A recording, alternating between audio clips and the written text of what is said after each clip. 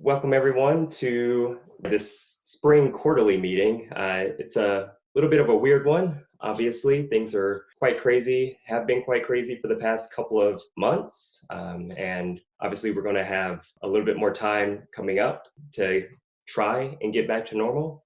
But what we wanted to do, instead of holding our standard quarterly, obviously this is all online, is bring together just some community organizations and resources to give an update on things that have been going on during COVID-19, as well as things that folks plan on doing moving forward, so that the community can just hit the ground running when things start to reopen and things start to normalize a bit more.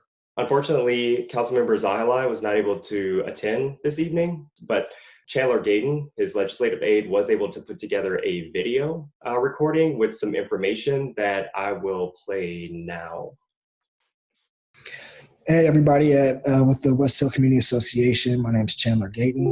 For those of you who are not familiar with me, I'm a legislative aide for Councilmember Zahilay. Both me and the Councilmember are sorry that we cannot be there tonight.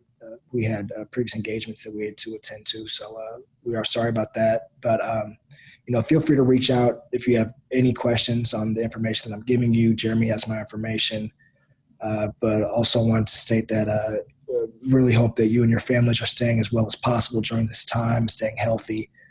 It's a crazy time, but we'll all get through this together. But I want to let you know that you're my thoughts. Really, I believe the most important item that we're working on right now in Skyway is the sub-area plan. I've sent Girmay the draft of that right now. I want to really emphasize the fact that this is a draft. We will be asking for public comment when we do have the executive's revisions back. But this is what we are hoping to do. It's far more robust than have been in other plans. As for those of you who've been around long enough and been working on this like Girmay, the sub-area plan would essentially be a 20-year guiding principles on what we want to see happen within Skyway. And so it is policy guidance for the most part. There are actionable items that will take place. And I really want to stress the fact that looking at those actionable items and deliverables, I believe it's on chapter 6, page 32. But that's what we as the county really hope to intend on accomplishing within the next couple of years, wherever the deadlines may be within the chapter. But the action items are really pressing to pay attention to. The policy guidance we'll do that. In fact, it'll be guidance for the next 20 years. And so for those you recall, the 1994 West Hill plan, that has been the policy guidance the county has been going by since then. And so it was imperative that we create a sub-area plan that's more comprehensive than just land use changes. And so that was where we wanted to go with this document. As I mentioned, it is robust. It is a draft. And it definitely has items that could be improved on. And so whenever we do receive that from the executive, we will relay that to you. And then will be the time to really let me know what concerns you might have with it, what changes you would like to see with it. But until then, I hope you guys can take a look at this and just chew on it for a little while until we receive that other draft back. But within the plan also, there are a few things that we have changed that have been land use, have been related to no-up zones. We wanted to make sure that we had an equity analysis, which is for housing. That's one of the deliverables within the sub-area plan and the draft that I've given you. But we didn't want to have any up zones until we were sure that it would not accelerate gentrification or displacement. And so I believe we have downzoned an area as well from community business to neighborhood business, which would also reduce the amount of conforming marijuana shops within the area, within Skyway and West Hill. And so that was really, I believe, the only major zoning change that we had. But we've also included a P suffix, meaning that we would require any new development along map amendment 6 and 9, I believe. But any new development within those areas would have to have 20% of those units going to 60% of area median income. And so just wanted to make sure, yes, in map amendment 6 and 9, I've also provided those documents to Jeremy, so you can be aware of where that is on the map. But we didn't want to, like I said, we didn't want to have any zones until we could ensure that gentrification would not be accelerated through that process. Let's see. Once we do receive the draft from Department of Local Services, right now it's scheduled for June to really act on that legislation. So it is coming quick. We're hoping that, things have been crazy with COVID, so we're hoping that can be as delayed as far as possible, and we're working on that. But I just wanted to give you the heads up. But please, let us know as quickly as possible. And if you have any questions, feel free to reach out. Additionally, we're working on just cause eviction legislation. It is very tough to really work on it at the moment because of COVID. And so we've been having meetings about it. We've been discussing how we want to move forward and the structure on it. But until the governor has directed us to work on legislation that is necessary and routine to the county if it's not COVID related. And so it's been tough to actually push that legislation through, but we'll keep you updated on that when the time comes. Other items that Councilmember is working on that are tied in with Skyway but not directly related to, he's writing a gun violence ordinance, working with public health and other community-based organizations within South King County to really prevent gun violence and youth violence. And so this would be having a health approach to the tragedy that we've been seeing throughout if not the past couple of years, throughout generations. And but he's working on that. He's also working on a youth achievement center for those youth who are homeless and who have been caught up within the system as well. And so although these wouldn't be directly within Skyway, they are tied in with Skyway, and just really making sure that we make the best possible path for our kids and our youth. And we really reach out to those who have been dealt a bad hand in life. And so want to give you those updates. Believe that's about it. We've also provided a financial resources one-pager. Feel free to look it over. Resources are scarce right now, and I completely understand, but we want to at least get this to you, and hope that it can help in some way. But like as I mentioned previously, feel free to reach out if you have any questions, or have Jeremy reach out to me, or a consolidated list of questions, and I'll try to answer those as best as possible. All right, thank you. Okay. So the information that Chandler mentioned, I'm going to actually post that in the chat so that everyone can access that. So he gave me permission to share his summary email that he has sent out to a number of Skyway Coalition members. And that contains basically like the summary of what he went over with those land use amendments. Via that link that I just shared, you can get Chandler's messages along with the summary that he just went over and the draft documents to review. So he will be letting us know as soon as that comes back from the executive so that we can begin public comment. And again, if you have any questions that you would like me to relay to Chandler, feel free to post that in the chat or follow up with me afterwards. I'm going to turn it over to local services to dovetail that, but first I want to give the floor to Ryan Sprecher, just because he may have to go on call soon.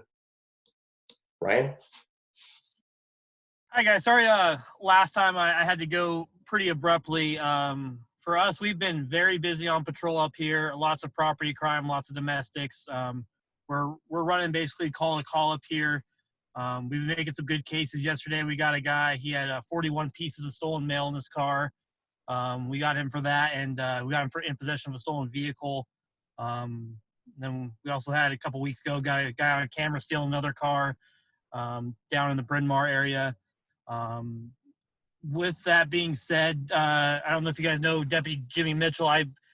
Jen took over for him. I took over for Jen, but Deputy Mitchell should be back in mid-May, so he will be the storefront deputy again. I'm going to be transitioning over to the Skyway school resource officer for the Renton School District, doing the 5 schools up here starting in August.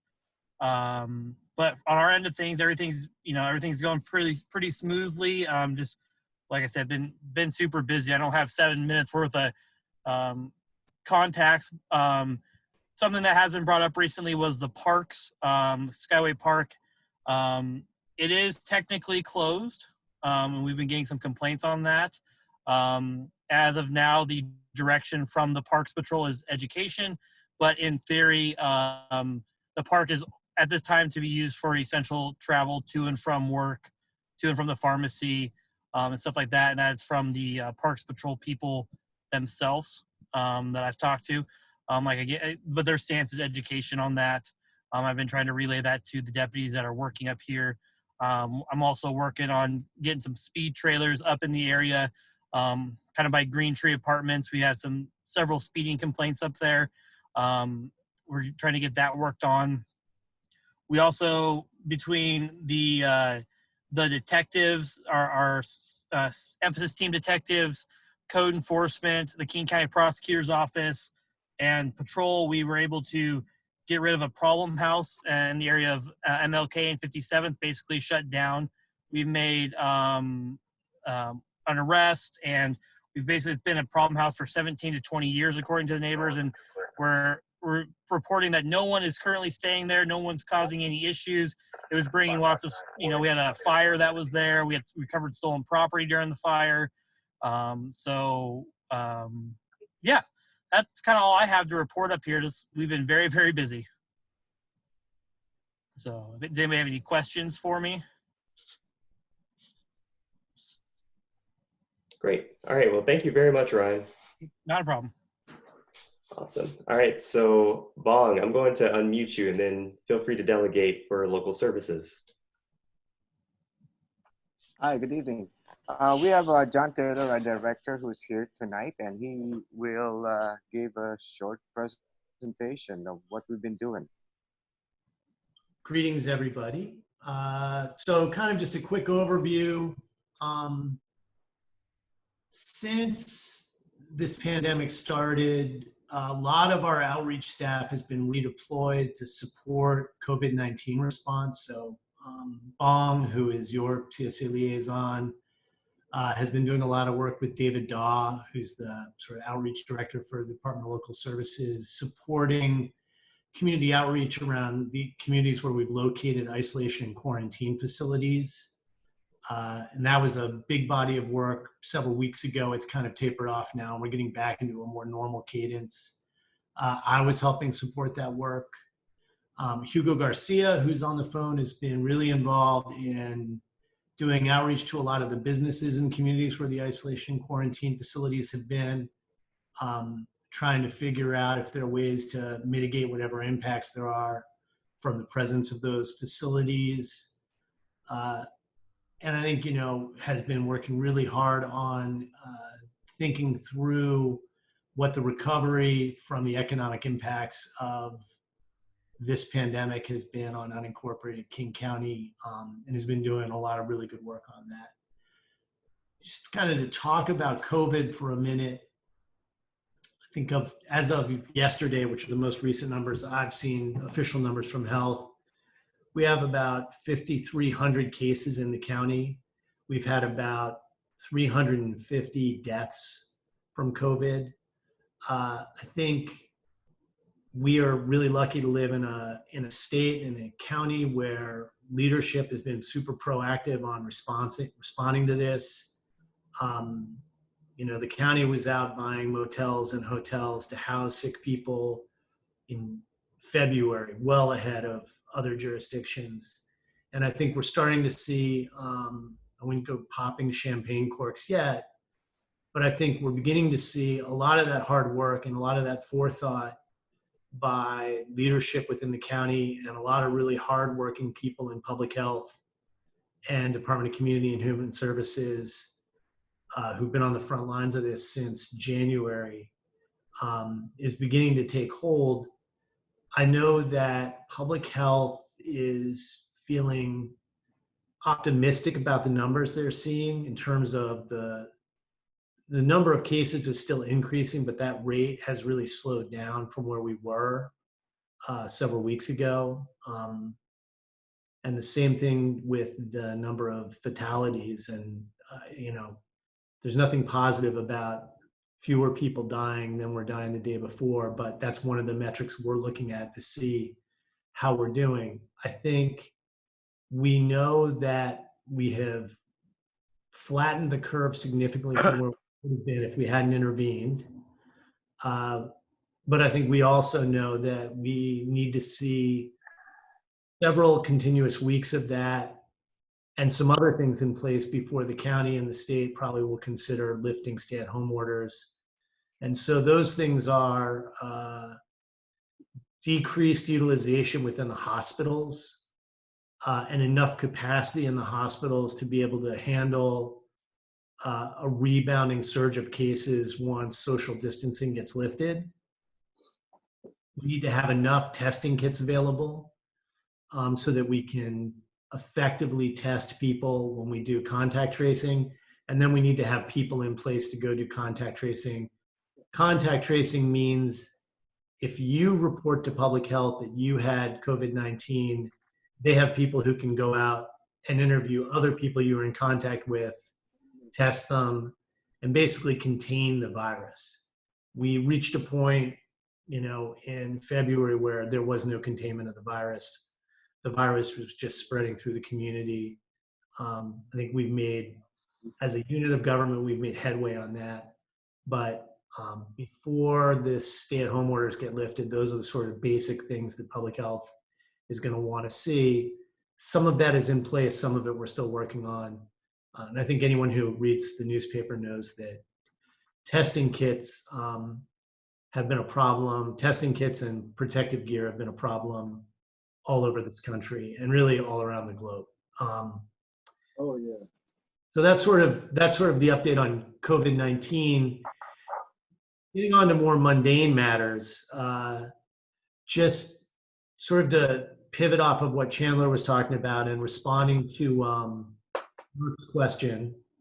So many of you who were involved will recall, we did a lot of outreach around the Skyway sub-area plan. There were briefings at the quarterly meetings. There were a number of public meetings. There were a lot of interviews with people.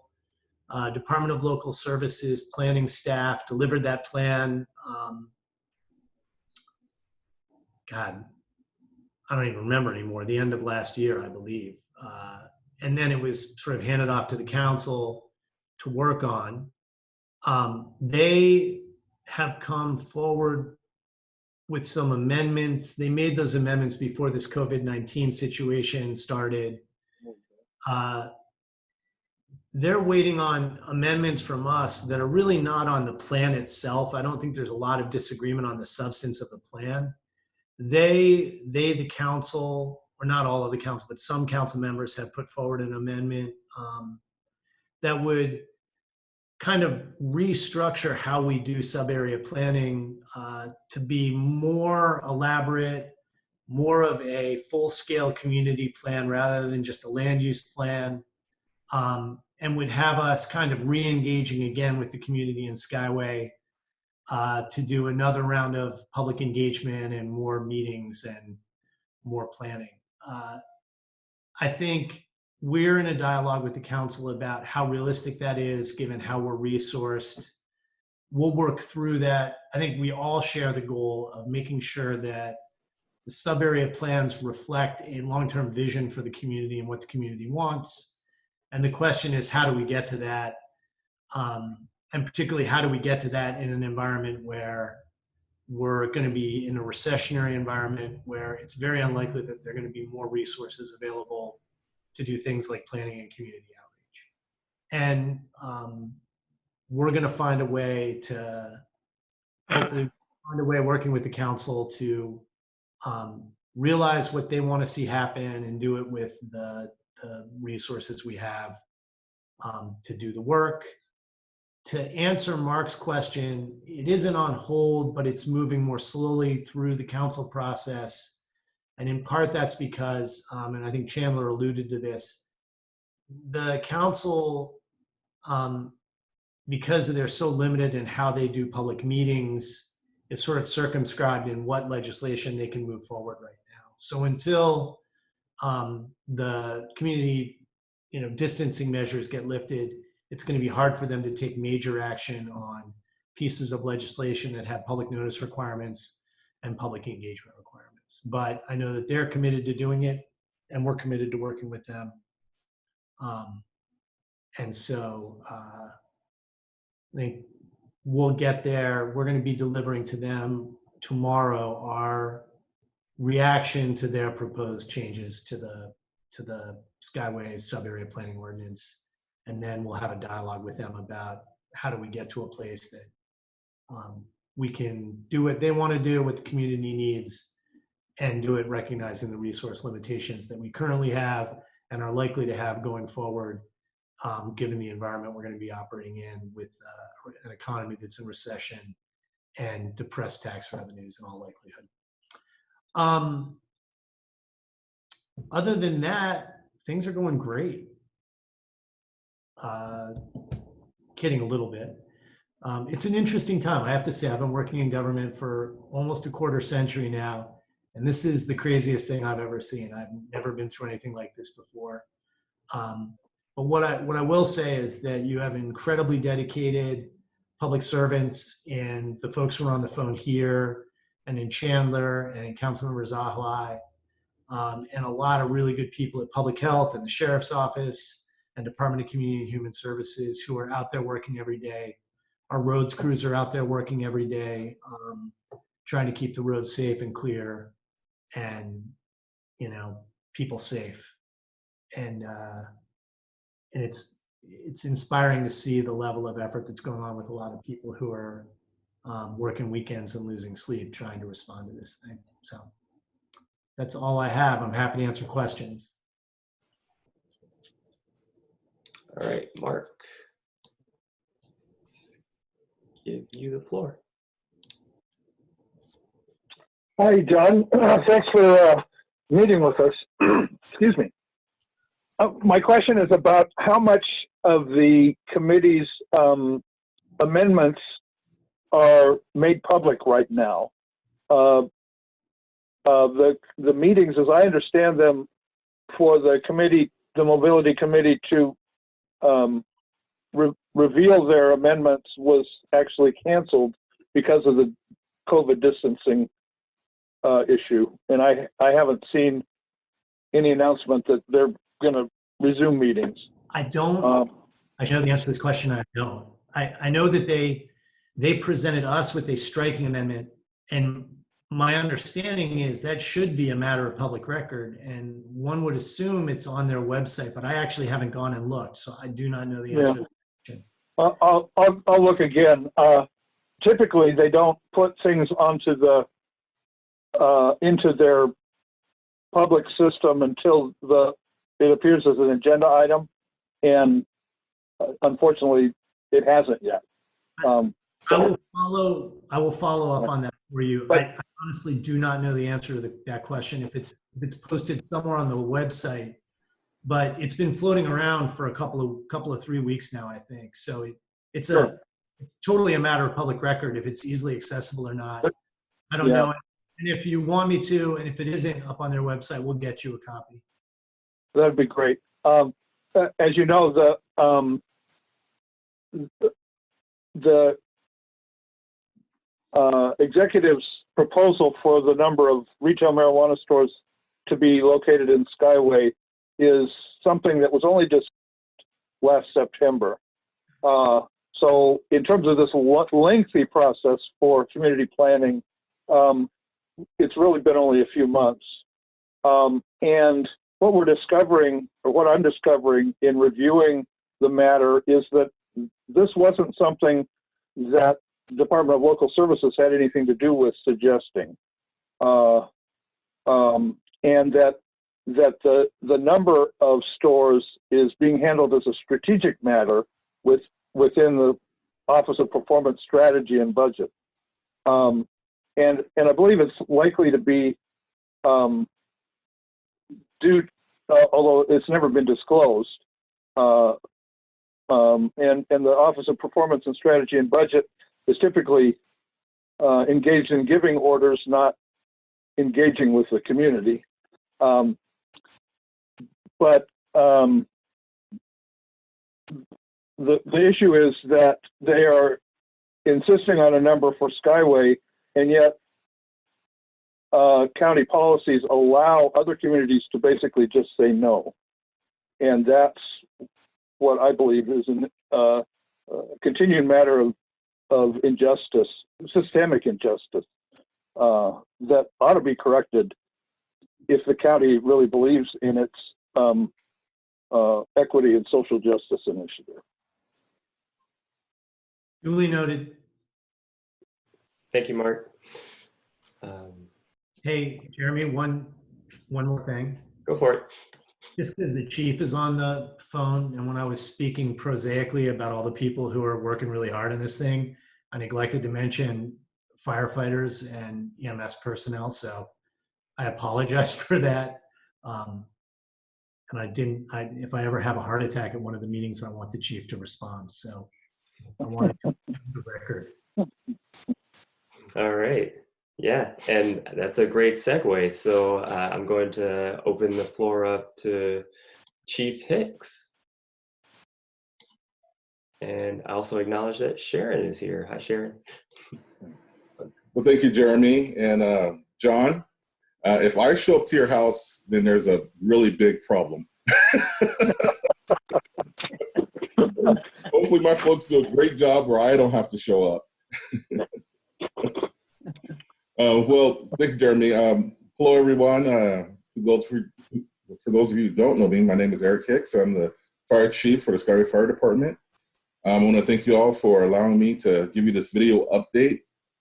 Kind of like what John's saying, this is some interesting times. I've been in the fire service for 26 years and dealt with Ebola and a few others, but as far as it landing on our shores and affecting us this way, it's unbelievable right now.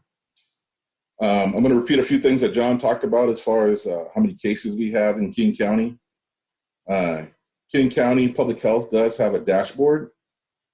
And as of today, there are 5,379 positive cases in King County, 372 deaths since they start tracking the data. On the dashboard, you can actually scroll over to our zip code. And in our zip code, there are 82 positive cases in our zip code, and there have been 4 deaths. So, definitely our hearts go out to anyone who loses a loved one. And so if you're ever interested in that data, you can go to the King County dashboard to retrieve that data. There's a couple of other websites that you can go to. One is called kcfcacovid19.org. It's a fire chief's website for King County. A lot of great information there, especially if you own a business or you're in an office and you're trying to decide when you're going to let someone come back to work. There's a lot of great policy that's been created there, along with Dr. Ray from King County. Dr. Ray actually puts together our policies for the fire service, our EMS policies. As far as the fire department, we're doing well. My staff has been incredible. Our personnel, for the most part, is staying healthy.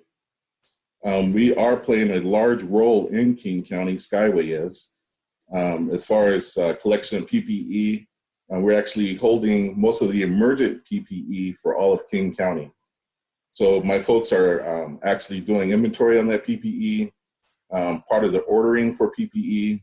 As you know, you've been watching the news, and it's been pretty much a challenge with PPE. We've literally have made orders for PPE and have been outbidded by other agencies, whether it be FEMA, There's been cases of where we've ordered PPE and it may be coming from China, but it gets stopped at the at customs, and our money is sent back, and FEMA has taken it. So it's quite interesting getting PPE. For the most part, the emergent PPE we have for the rest of the King County Fire Department is an emergency stockpile. Most fire departments are doing what they can to order from other sources to get their PPE. Skyway, we're doing okay. We get trickles of PPE from different sources. So we haven't had to dip into emergency supply yet. So right now, if every department ran out of PPE, we have about a 10 to 15 day supply of PPE for the whole county for our fire departments. That's only for emergent. Right now, we're not in an emergent stage yet, but we are preparing just in case. We have some of our personnel that's working at the Emergency Operations Center, the EOC in Renton. We have one of our members that's working with public health as far as public information, our PIO, Eric Autry. He's been working with public health. In the last 4 weeks, we have placed 2 firefighters on quarantine because of an off-duty exposure. It was not on the job. Both of them did not come down with COVID. They spent 14 days in quarantine and returned to work. As far as our COVID-19 response, we've been pretty strategic. We've been working really hard to stay up on our policies that come down from King County Public Health. So what you can expect if you call for a medical response is you're going to get screened by the call taker that sends the information to the dispatcher. And, the question about have you traveled outside the country, that's not even important anymore. It's more about, do you have a temp? Have you had a cough? Have you been around anyone who's tested positive for COVID? Those are the kind of questions that you're going to get when you call 911. When our folks respond to your house, what you can expect is for one firefighter to come to the door. We're using what's called the scout model. So that firefighter will come to your door and they will ask you questions. And again, you're getting screened again. And I'm not talking about for a CPR call or for a fire. I'm talking about what we kind of call our routine medical calls, diabetic calls, chest pains, those type of calls. You can expect for them to show up in a mask, gloves, eye protection, and if they need to take it to the level of wearing a gown, they will wear a gown. And of course, this is for your protection and of course for ours.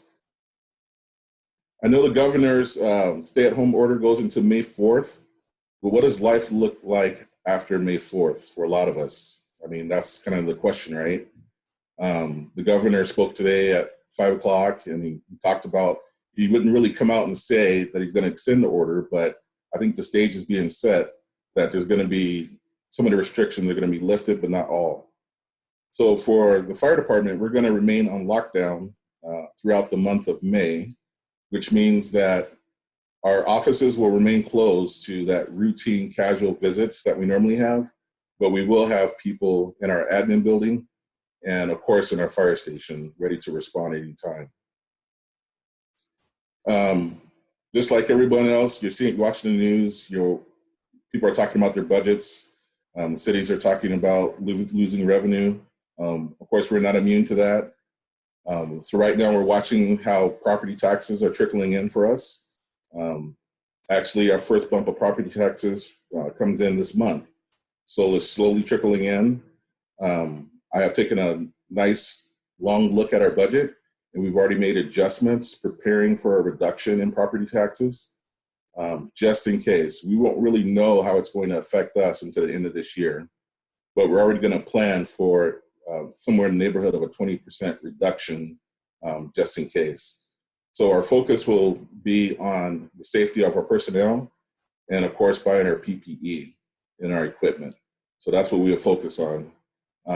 We are still under our excess levy period, which means we are actually collecting a little extra, and that money is being put away to replace our fire engine. We have 2 fire engines that are from 2004, and you don't want to take a fire engine that's a frontline rig past 15 years. A lot of cities go 10 to 15 years for a frontline, and they put that rig in reserve. So we need to purchase another fire engine, and we are right now saving up for that engine. And so we should be purchasing that next year. So that's a piece of safety equipment we need to purchase.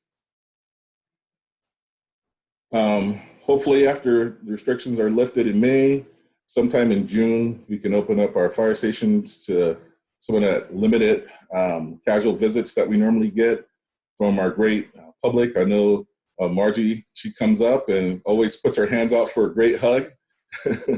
And a lot of our community, we just love when they come up and pay us a visit or come up and have a cup of coffee, and we definitely miss that. So we're hoping to get back to some of that maybe in the summer. We are looking at our health and safety fair that we normally have in August. Right now, I can't promise that we're going to put that on this year, but we're going to come out with an announcement sometime in the end of May, probably, if we're going to have that safety fair or not.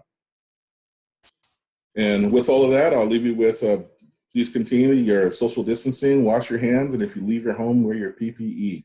And that's all I have. Any questions for me? Thank you, Chief. I did see in the comments, Margaret said to explain PPE and what that means. That's our personal protective equipment. So for you, that means, you know, if you have a mask, wear one, or they have great videos on YouTube on how to make your own mask. I've actually been wearing gloves when I go to the grocery store and taking them off before I touch anything as far as my car, and wiping my steering wheel down, everything when I get home. My wife, Agnes, she takes it to a whole nother level. She wipes down all the groceries. And I'm surprised she doesn't give me a shower out in the yard before I come in from the grocery store. So she's doing, yeah, so that's what PPE means. Well, thank you, Chief Hicks. Thanks, Jeremy. Thank you, everyone. And thank you, Sharon, and everyone at the fire department. We really appreciate your work during this time. And Ryan's still on. We also appreciate the work that you guys are doing at the sheriff office as well.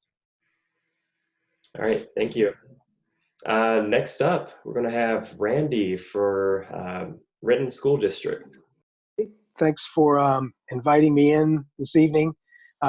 So as most folks know, schools have been closed by the governor throughout the state for the rest of the school year. We're, of course, closed in the Renton School District. Buildings are closed, but education continues. We've moved education online. Our teachers and support staff are meeting through Zoom calls and phone calls and creating content for students by grade level that we post on every website. We refresh that content every Friday. So every Friday on each school's website, teachers post new content for the coming week. So there's also outreach being done by our teachers for or to parents and students, phone calls, Zoom meetings, other kind of outreach, email to reach out to students and to find out what they need and to help them continue their learning as best as possible at home. We continue to work with the state education office to go through the process to figure out attendance, how we take attendance online, how we grade student work. And of course, the biggest thing that we're working on right now is also how to prepare our seniors in high school for their graduation, the 2020 graduation, as they move from high school on to college.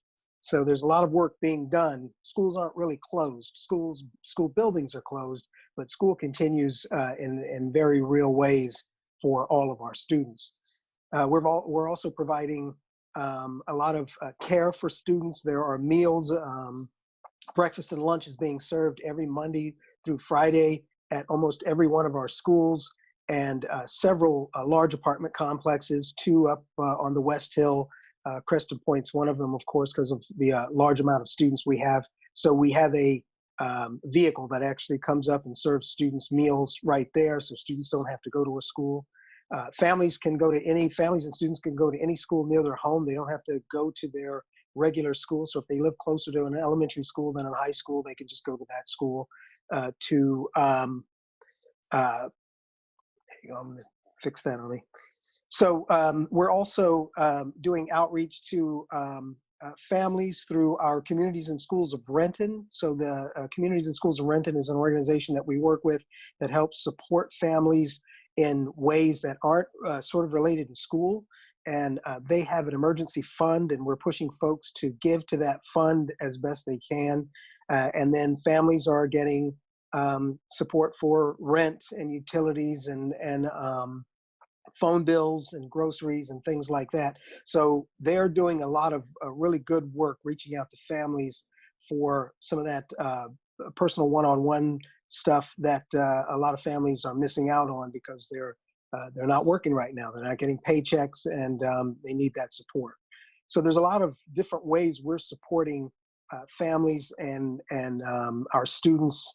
One other thing we're doing is for first responders and essential healthcare personnel. We are providing free childcare at one of our schools for those workers, and they go through a process to come in and get checked every day. And so the kids are screened to make sure that they're healthy, and so we're providing that service as well. So lots of things are going on. As I said, school buildings are closed, but education continues in all of our schools throughout our district. Great.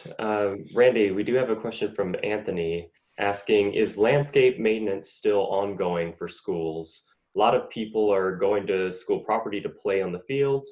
Also, is there any update on the field at Bryn Mawr? I see a lot of people bypassing the fence now more than ever. We're continuing to work with our own school security folks and, of course, local law enforcement to make sure that there aren't groups of people using fields. We've marked off all of our playground equipment so that kids aren't coming to playgrounds and playing, but some of our fields are wide open. And there are very few schools that actually have secure fences around fields, and that's by design because in most cases, we're happy to have our community and our families use the fields in the evenings and on weekends. But as we get reports, we're following up on those, and we're getting out and asking folks to move along and not congregate on our fields. They are still open for running and staying 6 feet apart, just like going for a walk. But as we see any kind of large groups of people, we're trying to move on that quickly and disperse that. Great. Any other questions for Randy? Anthony asked about the non-emergency number. Do you have that? I don't have that. I'll share that some way with you that we can post that for folks. Okay. I'll provide that. Yeah. All right. Thank you, Randy. Okay. Thank you. And last but certainly not least, we're going to have Cynthia with Skyway Water and Sewer. One sec, Cynthia. There you go. Can you hear me, Jeremy? That's affirmative. Awesome. For those that don't know me, I'm Cynthia Lamothe, and I'm the General Manager of Skyway Water and Sewer District. And I'm excited to be able to talk tonight because usually I can't get my microphone to work. So I want to echo John's comments about kudos to the chief and his crew. You know, they really are first line responders and taking care of people in the community. So, you know, we're really supportive of that. We're not quite on the front line. We are still essential personnel. So we're keeping water flowing in and sewer flowing out. Our office is closed to the public, but we are manning the office. We're staggering shifts because one of our most important resource, like the fire district, is our people. And so right now we have not had anyone sick. And my personal goal for the betterment of all is that nobody gets sick. So that's our goal. I'll report on just a few things. One is the Skyway Park project. That's considered essential work. So that construction project keeps moving forward. Right now, the scheduled completion date is December 15th. And at this point in time, we still expect to meet that deadline. with the coronavirus situation being fluid the way it is, depending on how things go forward, that may change. But as of today, that's our current status. We've had a few calls and issues about parking in the Green Tree area and access through the north end of the park, but I think we've resolved those. There will be periodic closures of the footbridge and 72nd Avenue at the north end of the park, but we're really working to keep those to a minimum. The second is, if I ran across some information that Department of Social and Health Services has a disaster cash assistance program for individuals, for families. And so that information is posted on our website under customer assistance. So folks can check that out. Also, you were talking about assistance for businesses. The U.S. Chamber of Commerce has put out a Save Small Business Fund. And I checked the other night, and our zip code shows up as eligible for those funds. I don't know if you're aware of that, Jeremy, but I'd be happy to send you the link that I ran across. Probably my last thing, really, I'll keep it short, is on March 24th, the Board of Commissioners implemented temporary billing and collection policies, which actually predates the governor's order. So temporarily, late penalties are suspended. No one will have their water turned off. And depending on how this situation progresses, we'll be looking at what sort of plan to adjust payment plans or make payment plans with our customers, considering that people are going to be out of work and it will take time to recover. There's no formal plan in place at this time. We're waiting to see how long it lasts and what the impact is to our community. And if anybody has questions for me, I'll take those. We're still manning our office, so you can send in emails to info@skywayws.org or call the office between 7:30 and 4, and we'll help you out. Thank you. Great. Thank you, Cynthia. I'm going to go ahead and suspend the unmute ban so that you can unmute if you're having issues raising your hand, or folks on the phone, if there's anything that you wanted to ask of our previous speakers, feel free now.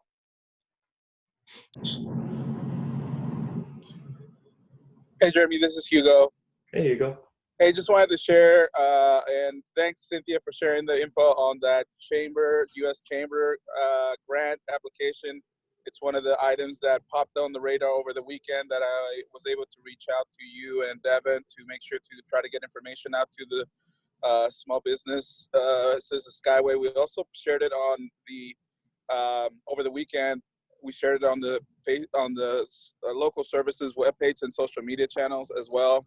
And I personally contacted some of the business owners that I could reach myself before the launch of that grant opportunity that opened up earlier this week. Additionally, there is also a Facebook grant that's open to King County, including unincorporated King County. Small business Facebook grant. And if you go to our Facebook page or into our local services webpage, and under our economic development program, you'll find our webpage that has the links to that as well. And if anybody wants additional information, please feel free to email me at hgarcia@kingcounty.gov. That's hgarcia@kingcounty.gov. There's also an additional grant that I believe Salesforce is about to deploy or may have announced, where I'm trying to keep tabs on how many of the grants around the area are applicable to specifically unincorporated areas. Some, like the one that was mentioned by Cynthia, is a national grant, so they decided to use census tracts and zip codes.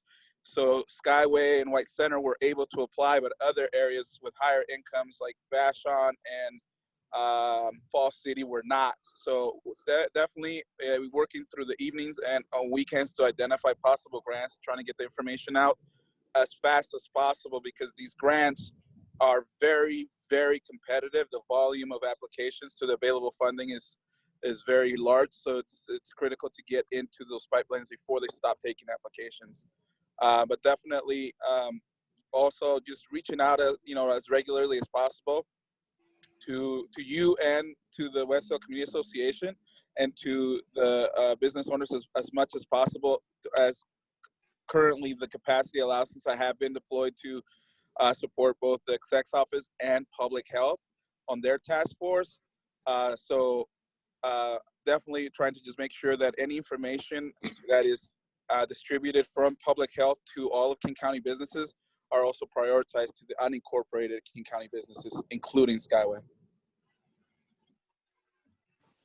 Great, thank you, Hugo, and thank you for meeting with us last week. I think we got a lot of good info in that conversation. Jeremy, if I could add one thing. Yes. Cynthia. So I know I mentioned about our temporary billing and turn-off policies, the change in that. One of the things that I need to make clear is that we can't waive the charges for service, for water and sewer service. We can just waive penalties, late fees, and not turn water off. We are looking at what sort of assistance we can provide to customers, 2 months, 4 months, a year, to catch up on their past due bill, and also through our Salvation Army Customer Assistance Program. The district budgets for and provides monies to Salvation Army specifically for Skyway West Hill residents for help with their water and sewer bills. So we'll be looking at anything we can do within our powers to assist customers. We can't gift monies, but there are ways that we can help, and we'll be looking at that as the days move forward. That's awesome. Thank you, Cynthia. All right. Any other questions or comments? Updates? Anyone? Last updates? Anyone wants to provide? Sure. This is Hugo again. Sorry, Jeremy. I'll add more. Hey, go for it. Yeah. On every Friday, the Public Health Task Force and DLS is hosting a webinar tailored at small businesses in unincorporated and South King County and East and the rest of King County in that order. The webinar currently is trying to focus on the 2 or 3 critical resources that will help the most small business owners. And right now, though the funding has been temporarily halted, SBA loans and programs are those resources. So we've been able to land an SBA representative from the local Seattle office to answer Q&A questions for about 45 minutes during our webinars. Yes. And any small business from Skyway is welcome. We sent out a mass direct invite with links to that via email to any registered business that's set up a zip code and address based in unincorporated King County. And you can find that information also on our local services economic development webpage, which was recently launched. And I can also forward you that info if I haven't already. I probably have it, I think, Jeremy. But info on that is at 2:30 to 3:30.